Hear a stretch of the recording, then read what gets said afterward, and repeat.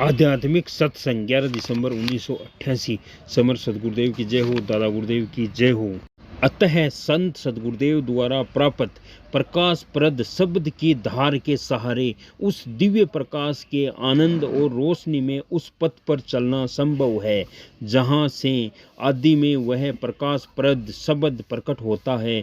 उसी को अलग लोक से ऊपर वाला लोक अगम लोक कहकर संतों ने बारंबार वर्णन किया है। उस लोक में जाते ही जीवात्मा अपने जनक परमात्मा में पूर्ण रूप से लीन हो जाता है। इसी का नाम मोक्ष है।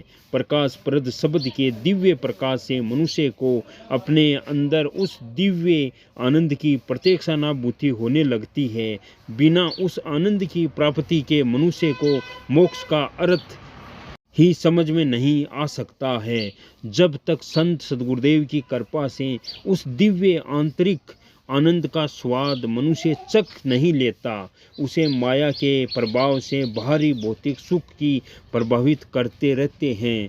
वह बारंबार यही कहता है कि क्या ज़रूरत है मोक्ष की। संसार के इस आनंद को छोड़कर मोक्ष का प्रयास मूर्खता है, क्योंकि अपने उस दिव्य आंतरिक आनंद का स्वाद चक्का ही नहीं है।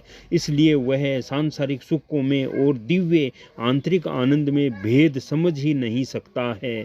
यह सारा प्रपंच केवल उपदेश प्रदर्शन शब्दजाल और दर्शन शास्त्र के ग्रंथों आदि से समझ में नहीं आ सकता है। ये सब मनुष्य को बुद्धि की कसरत मात्र करवा कर ज्ञानी बनने का भ्रम ही पैदा कर सकते हैं।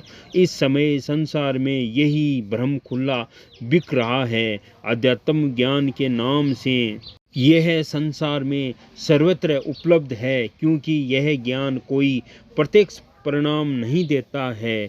इसलिए संसार के युवा वर्ग विश्वास इससे खत्म हो चुका है।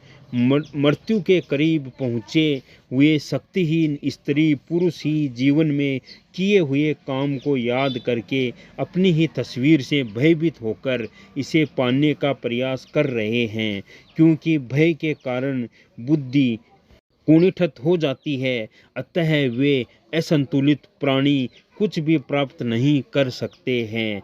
अध्यात्म का पतन उस समय प्रारंभ हुआ जब धर्म गुरुओं ने इसका संबंध पेट से जोड़ लिया है। आज सभी धर्मों के धर्म गुरुओं को जीवित रहने के लिए हठ धर्मिता से अध्यात्म पर चलना पड़ता है। ऐसा करना उनकी मजबूरी है। इस हठ धर्मी प्रवृत्ति ने संसार के लोगों को विद्रोही बना दिया है। इस प्रकार अध्यात्म एक तमाशा बन चुका है। सर्वभूतों के जनक आदि कारण के प्रति ऐसा भाव परिवर्तन विशेष का द्योतक है। वह वैज्ञानिक सच्चाई है कि वह जब किसी बात की अति हो जाती है तो उसका अंत हो जाता है। ऐसा होना अनिवार्य भी है, क्योंकि अनादिकाल से उत्थान और पतन का यह क्रम चलता आ रहा है। संसार का अंधकार उस दिव्य ज्ञान ज्योति के उदय हुए बिना हटना असंभव है।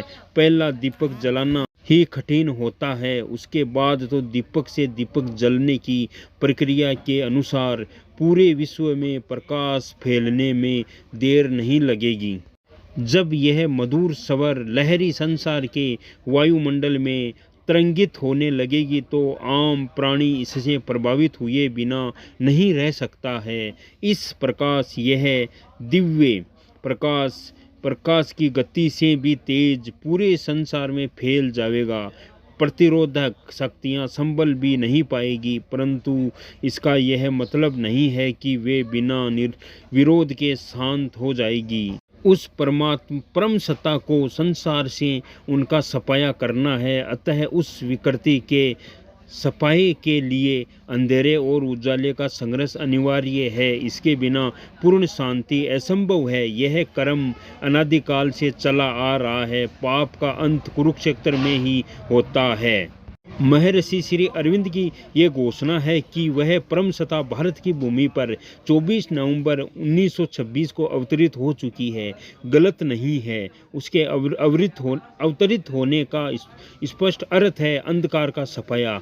ऐसा अनादिकाल से होता आया है। हमें इतिहास को ध्यान में रखते हुए ऐसे संघर्षों से घबराना नहीं चाहिए, क्योंकि ऐसा होना अनिवार्य होता है। ऐसा अनादिकाल से होता आया है। संसार में अंधकार से जो संहार और हाहाकार मचा हुआ है, वह पूर्ण शांति का उषा काल है। जैसे दीपक बुझते समय तेज प्रकाश फैलता है, वैसे ही अंधकार मिटने से पहले भयंकर तबाही मचाता है। यह प्रकृति का अटल नियम है और सत्य है।